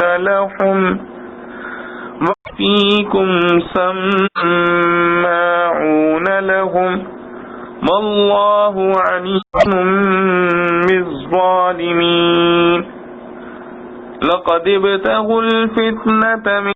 قبل وحلوا لك الأمور حتى جاء الحق وظهر أمر الله وهم كارهون ومنهم من يقول عني ولا تفتني ألا في الفتنة سقطوا وإن جهنم لمحيطة بالكافرين إن تصبك حسنة تسؤهم وإن تصبك مصيبة يقولوا قد أخذنا أمرنا من قبل ويتولوا وهم فرحون قل لن يصيبنا إلا ما كتب الله لنا هو مولانا وعلى الله فليتوكل المؤمنون قل هل تربصون بنا إلا إحدى الحسنيين ونحن نتربص بكم أن يصيبكم الله بعذاب من عنده أو بأيدينا فتربصوا إننا معكم متربصون اللہ بخشے تجھ کو کیوں رخصت دے دی تو نے ان کو یہاں تک کہ ظاہر ہو جاتے تجھ پر سچ کہنے والے اور جان لیتا تو جھوٹوں کو. نہیں رخصت مانگتے تجھ سے وہ لوگ جو ایمان لائے اللہ پر اور آخرت کے دن پر، اس سے کہ لڑیں اپنے مال اور جان سے، اور اللہ خوب جانتا ہے ڈر والوں کو. رخصت وہی مانگتے ہیں تجھ سے جو نہیں ایمان لائے اللہ پر اور آخرت کے دن پر اور شک میں پڑے ہیں دل ان کے، سو وہ اپنے شک ہی میں بھٹک رہے ہیں. اور اگر وہ چاہتے نکلنا تو ضرور تیار کرتے کچھ سامان اس کا، لیکن پسند نہ کیا اللہ نے ان کا اٹھنا، سو روک دیا ان کو اور حکم ہوا کہ بیٹھے رہو ساتھ بیٹھنے والوں کے. اگر نکلتے تم میں تو کچھ نہ بڑھاتے تمہارے لیے مگر خرابی، اور گھوڑے دوڑاتے تمہارے اندر بگاڑ کروانے کی تلاش میں، اور گھوڑے دوڑاتے تمہارے اندر بگاڑ کروانے کی تلاش میں، اور تم میں بعض جاسوس ہیں ان کے، اور اللہ خوب جانتا ہے ظالموں کو. وہ تلاش کرتے رہے ہیں بگاڑ کی پہلے سے اور الٹتے رہے ہیں کام یہاں تک کہ آ پہنچا سچا وعدہ اور غالب ہوا حکم اللہ کا. خوش ہی رہے. اور بعضے ان میں کہتے ہیں مجھ کو رخصت دے اور گمراہی میں نہ ڈال. سنتا ہے وہ تو گمراہی میں پڑ چکے ہیں، اور بے شک دوزخ گھیر رہی ہے کافروں کو. اگر تجھ کو پہنچے کوئی خوبی تو وہ بری لگتی ہے ان کو، اور اگر پہنچے کوئی سختی تو کہتے ہیں ہم نے تو سنبھال لیا تھا اپنا کام پہلے ہی، اور پھر کر جائیں خوشیاں کرتے۔ تو کہہ دے ہم کو ہرگز نہ پہنچے گا مگر وہی جو لکھ دیا اللہ نے ہمارے لیے، وہی ہے کارساز ہمارا، اور اللہ ہی پر چاہیے کہ بھروسہ کریں مسلمان۔ تو کہہ دے تم کیا امید کرو گے ہمارے حق میں مگر دو خوبیوں میں سے ایک کی، اور ہم امیدوار ہیں تمہارے حق میں کہ ڈالے تم پر اللہ کوئی عذاب اپنے پاس سے یا ہمارے ہاتھوں، سو منتظر رہو ہم بھی تمہارے ساتھ منتظر ہیں۔ خلاصہ تفسیر، اللہ تعالیٰ نے آپ کو معاف تو کر دیا، لیکن آپ نے ان کو ایسی جلدی اجازت کیوں دے دی تھی جب تک کہ آپ کے سامنے سچے لوگ ظاہر نہ ہو جاتے اور جب تک کہ جھوٹوں کو معلوم نہ کر لیتے، تاکہ وہ خوش تو نہ ہونے پائے کہ ہم نے آپ کو دھوکہ دے دیا۔ اور جو لوگ اللہ پر اور قیامت کے دیتے ہیں وہ اپنے مال اور جان سے جہاد کرنے کے بارے میں اس میں شریک نہ ہونے کی کبھی آپ سے رخصت نہ مانگیں گے، بلکہ وہ حکم کے ساتھ دوڑ پڑیں گے، اور اللہ تعالیٰ ان متقیوں کو خوب جانتا ہے اور ان کا اجر و ثواب دے گا۔ البتہ وہ لوگ جہاد میں نہ جانے کی آپ سے رخصت مانگتے ہیں، اللہ پر اور قیامت کے دن پر ایمان نہیں رکھتے اور ان کے دل اسلام سے شرے ہیں، سو وہ اپنے مشکوک میں پڑے ہوئے حیران ہیں، کبھی موافقت کا خیال ہوتا ہے کبھی مخالفت کا۔ اور اگر وہ لوگ غزوے میں چلنے کا ارادہ کرتے، جیسا کہ وہ اپنے عذر کے وقت ظاہر کرتے ہیں کہ چلنے کا تو ارادہ تھا لیکن کیا جائے فلا ضرورت پیش آ گئی، سو اگر ایسا ہوتا تو اس چلنے کا کچھ سامان تو درست کرتے جیسا کہ سفر کے لوازم عادیہ سے ہے، لیکن انہوں نے شروع سے ارادہ ہی نہیں کیا اور اس میں خیر ہوئی، جیسے آگے آتا ہے لَوْ خَرَجُوا فِيكُمْ، اور اس کے خیر ہونے کی وجہ سے اللہ تعالیٰ نے ان کے جانے کو پسند نہیں کیا، اس لیے ان کو توفیق نہیں دی، اور بحکم تکوین کیا گیا کہ اپاہج لوگوں کے ساتھ تم بھی یہاں ہی دھرے رہو۔ اور ان کے جانے میں خیر نہ ہونے کی وجہ یہ ہے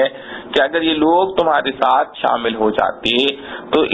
سوا اس کے کہ اور دونا فساد کرتے، اور کیا ہوتا؟ وہ فساد یہ ہوتا کہ تمہارے درمیان فتنہ پردازی کی فکر میں دوڑے پھرتے، یعنی لگائی بجھائی کر کے آپس میں تفریق ڈلواتے اور جھوٹی خبریں اڑا کر پریشان کرتے، دشمن کا روب تمہارے دل قلوب میں ڈالنے کی کوشش کرتے، اس لیے ان کا نہ جانا ہی اچھا ہوا۔ اور اب بھی تم میں ان کے کچھ جاسوس موجود ہیں جن کو اس سے زیادہ فساد کی تدبیر میں مہارت نہیں، اور ان ظالم اللہ خوب سمجھے گا، اور ان لوگوں کی مفسدہ سازی و فتنہ پردازی کچھ آج نئی نہیں، اور ان ظالم انہوں نے تو پہلے جنگ احد وغیرہ میں بھی فتنہ پردازی کی فکر کی تھی کہ ساتھ ہو کر ہٹ گئے کہ مسلمان دل چستہ ہو جائیں، اور اس کے علاوہ بھی آپ صلی اللہ علیہ وسلم کی ضرر رسانی کے لیے کارروائیوں کی الٹ پھیر کر یہاں تک کہ سچا وعدہ آ گیا، اور اس کا آنا یہ ہے کہ اللہ کا حکم غالب رہا اور ان کو ناگوار ہی گزرتا رہا۔ اسی طرح آئندہ بھی بالکل تسلی رکھیے، کچھ فکر نہ کیجیے، اور ان منافقین متخلفین میں بعضا شخص وہ ہے جو آپ صلی اللہ علیہ وسلم سے کہتا ہے کہ مجھ کو غزوے میں نہ جانے کی اور گھر رہنے کی اجازت دے دیجیے اور مجھ کو خرابی میں نہ ڈالیے۔ خوب سمجھ لو کہ یہ لوگ خرابی میں تو پڑ ہی چکے ہیں، کیونکہ رسول اللہ صلی اللہ علیہ وسلم کی نافرمانی اور کفر سے بڑھ کر اور کون سی خرابی ہوگی، اور یقیناً دوزخ آخرت میں ان کافروں کو گھیرے گی۔ اگر آپ کو کوئی اچھی حالت پیش آتی ہے تو وہ ان کے لیے موجب غم ہوتی ہے، اور اگر آپ پر کوئی حادثہ پڑتا ہے تو خوش ہو کر کہتے ہیں کہ ہم نے تو اسی واسطے پہلے سے اپنا احتیاط کا پہلو اختیار کر لیا تھا کہ ان کے ساتھ لڑائی وغیرہ میں نہیں گئے تھے، اور یہ کہہ کر وہ خوش ہوتے ہوئے چلے جاتے ہیں۔ آپ جواب میں ان سے دو باتیں فرما دیجئے، ایک تو یہ کہ ہم پر کوئی حادثہ نہیں پڑ سکتا مگر وہی جو اللہ تعالی نے ہمارے لیے مقدر فرمایا ہے، وہ ہمارا مالک ہے، بس مالک حقیقی جو تجویز کرے مملوک کو اس پر راضی رہنا واجب ہے، اور ہماری کیا تخصیص ہے، اللہ کے تو سب مسلمانوں کو اپنے سب کام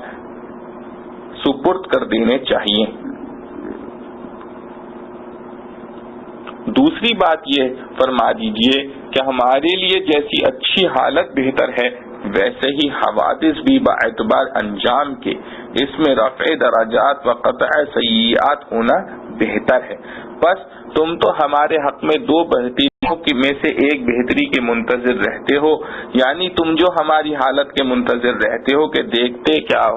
دیکھیے کیا ہو، تو خواہ وہ حسنہ ہو یا مصیبت، ہمارے لیے دونوں ہی میں بہتری ہے، اور ہم تمہارے حق میں اس کے منتظر رہا کرتے ہیں خدا تعالیٰ تم پر کوئی عذاب واقع کرے گا، خواہ اپنی طرف سے دنیا میں یا آخرت میں، یا ہمارے ہاتھوں سے، جبکہ تم اپنے کفر کو ظاہر کر دو تو مثل دوسرے کفار کے قتل کیے جاؤ، سو تم اپنے طور پر انتظار کرو اور ہم تمہارے ساتھ اپنے طور پر انتظار میں ہیں۔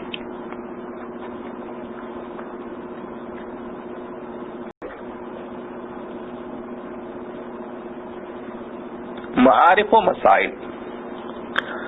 اس پورے رکوع کی 17 آیتوں میں بیشتر ان منافقین کا ذکر ہے جنہوں نے جھوٹے عذر پیش کر کے غزہ نہ جانے کی اجازت رسول کریم صلی اللہ علیہ وسلم سے حاصل کر لی تھی۔ اس کے ضمن میں بہت سے احکام و مسائل اور ہدایات ہیں۔ پہلی آیت میں ایک لطیف انداز سے رسالت مآب صلی اللہ علیہ وسلم سے اس بات کی شکایت ہے کہ ان منافقین نے جھوٹ بول کر اپنے آپ کو معذور ظاہر کیا، اور آپ صلی اللہ تعالی علیہ وآلہ وسلم نے قبل اس کے کہ ان کے حال کی تحقیق کر کے جھوٹ سچ کا پتہ لگاتے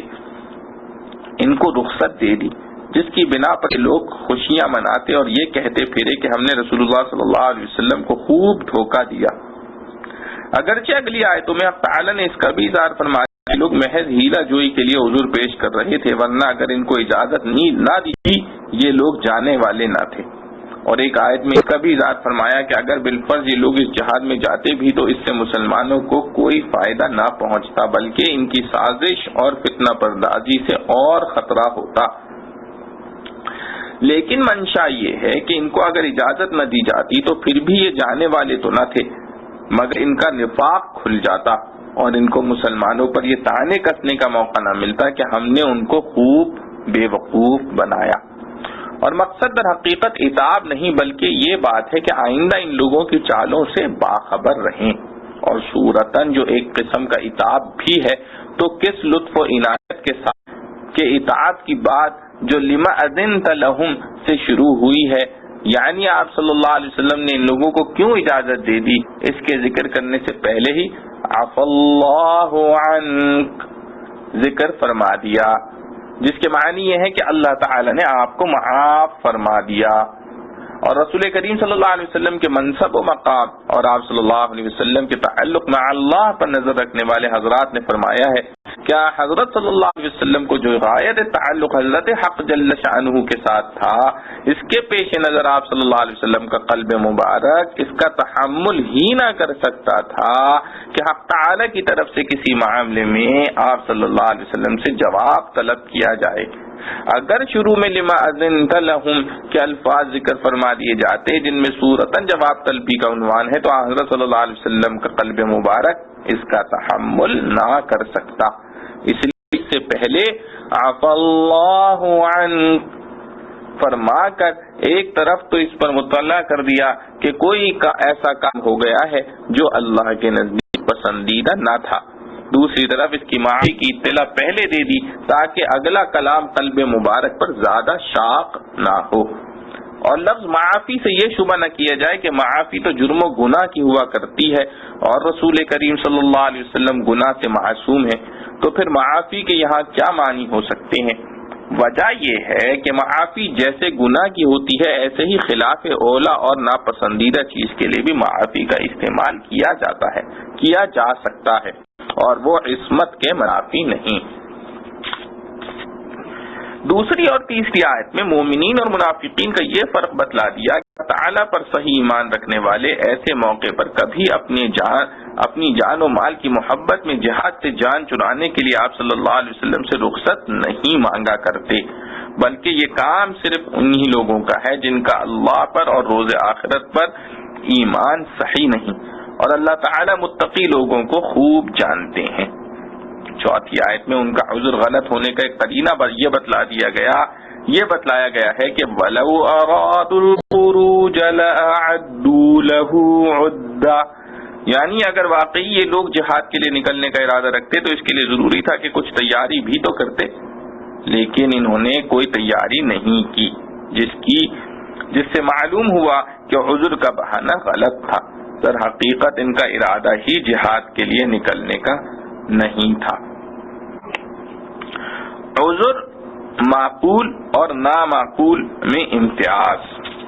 اس آیت سے ایک اہم اصول مستفاد ہوا جس سے معقول اور نامعقول عذر میں امتیاز کیا جا سکتا ہے، وہ یہ کہ عذر انہی لوگوں کا قابل قبول ہو سکتا ہے جو تعمیل حکم کے لیے تیار، پھر کسی اتفاقی حادثے کے سبب معذور ہو گئے۔ معذوروں کے تمام معاملات کا یہی حکم ہے، جس نے تعمیل حکم کے لیے کوئی تیاری ہی نہیں کی اور ارادہ ہی نہیں کیا، پھر کوئی عذر بھی پیش آ گیا تو یہ عذر گناہ بدتر از گناہ کی ایک مثال ہوگی، صحیح عذر نہ سمجھا جائے گا۔ جو شخص نماز جمعہ کی حاضری کے لیے تیاری مکمل کر چکا ہے اور جانے کا ارادہ کر رہا ہے کہ دفعتاً کوئی ایسا عذر پیش آ گیا جس کی وجہ سے نہ جا سکا تو اس کا عذر معقول ہے، اور اللہ تعالیٰ ایسے شخص کو اس کی عبادت کا پورا اجر عطا فرماتے ہیں۔ اور جس نے کوئی تیاری ہی نہیں کوئی عذر بھی سامنے آ گیا تو وہ محض ایک بہانہ ہے۔ صبح کو سویرے نماز کے لیے اٹھنے کی تیاری پوری کی، گھڑی میں الارم لگایا یا کسی کو مقرر کیا جو وقت پر، اتفاق سے تدبیریں غلط ہو گئیں جس کی وجہ سے نماز قضا ہو گئی، جیسے رسول اللہ صلی اللہ علیہ وسلم کو لیلۃ التعریس میں پیش آیا کہ وقت پر جاگنے کے لیے یہ انتظام فرمایا کہ حضرت بلال رضی اللہ عنہ کو بٹھا دیا کہ وہ صبح ہوتے ہی سب کو جگا دیں، مگر اتفاق سے ان پر بھی نیند غالب آ گئی اور آفتاب نکل آنے کے بعد سب کی آنکھ کھلی، تو یہ عذر صحیح اور معقول ہے، جس کی بنا پر حضرت صلی اللہ علیہ وسلم نے صحابہ کرام رضوان اللہ علیہم اجمعین کو تسلی دیتے ہوئے فرمایا لا تفریط فی النوم انما التفریط فی الیقظہ، یعنی نیند میں آدمی معذور ہے، کوتاہی وہ ہے جو جاگتے ہوئے کوتاہی کرے۔ وجہ یہ تھی کہ اپنی طرف سے وقت پر جاگنے کا انتظام مکمل کر لیا گیا تھا۔ خلاصہ یہ ہے کہ تعمیل حکم کے لیے تیاری کرنے یا نہ کرنے ہی سے کسی عذر کے معقول یا نامعقول ہونے کا فیصلہ کیا جا سکتا ہے، محض زبانی جمع خرچ سے کچھ نہیں ہوتا۔ پانچویں آیت میں دھوکے سے اجازت لینے منافقین کا یہ حال بھی بتلا دیا گیا کہ ان کا جہاد میں نہ جانا ہی بہتر تھا،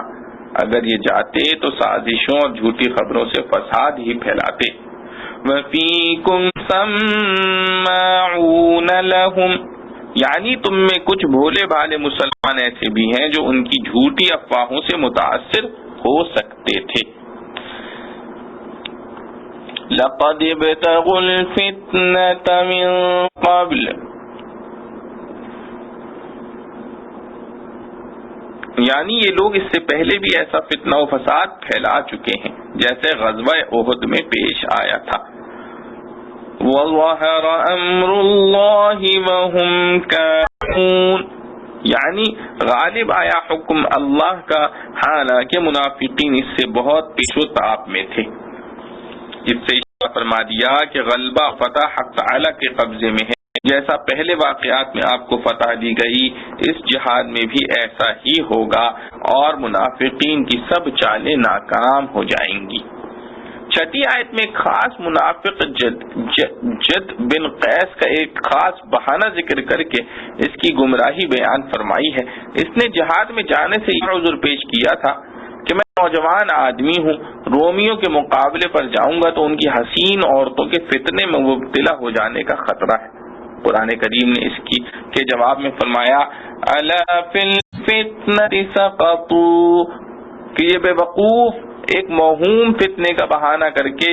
ایک یقینی فتنہ یعنی امر رسول کی خلاف ورزی اور ترک جہاد کے گناہ میں فی الحال مبتلا ہو گئے۔ وَإِنَّ جَهَنَّمَ لَمُحِيطَةٌ بِالْكَافِرِينَ، یعنی جہنم ان سب کافروں کو اپنے گھیرے میں لیے ہوئے ہے جس سے نکل نہیں سکتے۔ اس کی مراد یا تو یہ ہے کہ آخرت میں جہنم ان کو گھیرے میں لے لے گی، اور یا یہ کہ جہنم میں پہنچنے کے اسباب جو اس وقت ان کو اپنے احاطے میں لیے، انہی کو جہنم سے تعبیر فرما دیا۔ اس معنی کے اعتبار سے گویا فی الحال بھی یہ لوگ جہنم ہی کے دائرے میں ہیں۔ 7ویں آیت میں ان کی ایک اور کم ظرفی کا بیان ہے کہ یہ لوگ اگرچہ ظاہر میں مسلمانوں کے ساتھ ملے رہتے ہیں، لیکن حال یہ ہے کہ ان تصبک حسنۃ تسؤہم، یعنی اگر آپ کو کوئی فتح اور کامیابی حاصل ہوتی ہے تو ان کو سخت ناگوار ہوتا ہے۔ وَإِن تُصِبْكَ مُصِيبَةٌ يَقُولُوا قَدْ أَخَذْنَا أَمْرَنَا مِن قَبْلُ وَيَتَوَلَّوْا فَهُمْ فَرِحُونَ، یعنی اگر آپ کو کوئی مصیبت پہنچتی ہے تو یہ لوگ کہنے لگتے ہیں کہ ہم تو پہلے ہی جانتے تھے کہ یہ لوگ اپنے آپ کو مصیبت میں ڈال رہے ہیں، اسی لیے ہم نے اپنی مصلحت کو اختیار کیا، ان کے ساتھ شریک نہیں ہوئے، اور یہ کہہ کر وہ خوشی خوشی واپس ہو جاتے ہیں۔ 8ویں آیت میں تعالی نے حضرت صلی اللہ علیہ وسلم اور مسلمانوں کو منافقین کے مذکور اقوال سے متاثر نہ ہونے اور اصل حقیقت کو ہمیشہ سامنے رکھنے کی ہدایت ان الفاظ میں دی، قُل لَن يُصِيبَنَا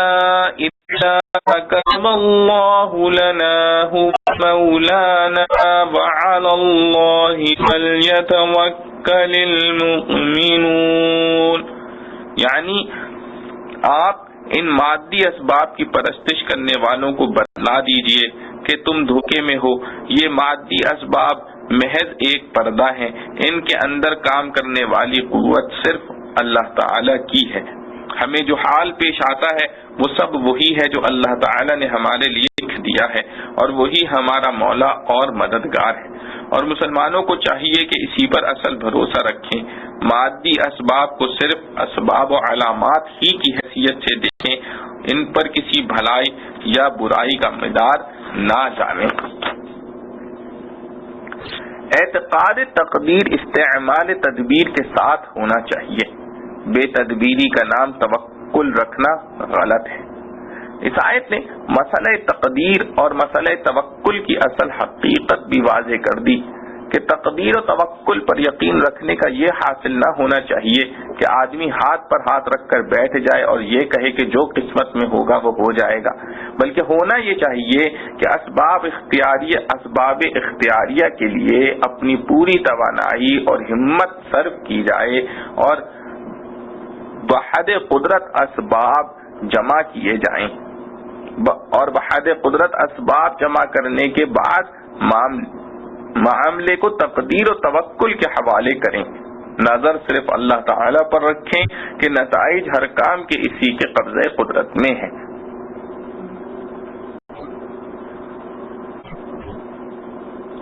مسئلہ تقدیر و توکل میں عام دنیا کے لوگ بڑی افراتفری میں پائے جاتے ہیں۔ کچھ بے دین لوگ تو وہ ہیں جو سرے سے تقدیر و توکل کے قائل ہی نہیں، انہوں نے مادی اسباب ہی کو خدا بنایا ہوا ہے، اور کچھ ناوافق ایسے بھی ہیں جنہوں نے تقدیر و توکل کو اپنی کم ہمتی اور بیکاری کا بہانہ بنا لیا ہے۔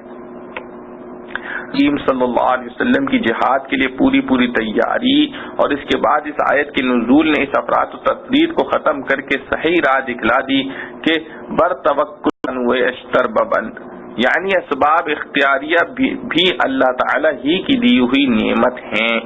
ان سے فائدہ نہ اٹھانا ناشکری اور بے وقوفی ہے۔ البتہ اسباب کو اسباب کے درجے سے آگے نہ بڑھاؤ، اور عقیدہ یہ رکھو کہ نتائج و ثمرات ان اسباب کے تابع نہیں بلکہ فرمان حق جل شانہ کے تابع ہیں۔ 9ویں آیت نے مرد مومن کی البیلی شان کا ذکر کر کے ان کی مصیبت پر خوش ہونے والے منافقین کو یہ جواب دے دیا کہ تم جس چیز کو ہمارے لیے مصیبت سمجھ کر خوش ہوتے ہو، ہمارے نزدیک وہ مصیبت بھی مصیبت نہیں بلکہ راحت و کامیابی ہی کی ایک دوسری صورت ہے، کیونکہ مرد مومن اپنے عزم میں ناکام ہو کر بھی دائمی اجر و صلہ کا مستحق بنتا ہے، جو ساری کامیابیوں کا مقصود اصلی ہے، اس لیے وہ ناکام ہو کر بھی کامیاب رہتا ہے اور بگڑنے میں بھی بنتا ہے۔ نہ شوخی چل سکی باد صبا کی، بگڑنے میں بھی زلف اس کی بنا کی۔ مذکورہ آیت میں هل تربصوا بنا الا احدى الحسنيين کا یہی مطلب ہے۔ اس کے ساتھ ہی یہ بھی بتلا دیا کہ کفار کا حال اس کے بالکل برعکس ہے کہ ان کو کسی حال عذاب و مصیبت سے چھٹکارا نہیں، یا تو دنیا ہی میں مسلمانوں کے ہاتھوں ان پر خدا کا عذاب آ جائے گا، اور اس طرح دنیا و آخرت دونوں میں وہ عذاب چکھیں گے، اور اگر دنیا میں کسی طرح اس سے بچ گئے تو آخرت کے عذاب سے خلاصی کا کوئی امکان نہیں۔ اللہ رب العزت سے دعا ہے کہ جو کچھ پڑھا سنا گیا ہمیں اس پر عمل کرنے کی توفیق نصیب فرمائیں۔ وآخر دعوانا الحمد للہ رب العالمین۔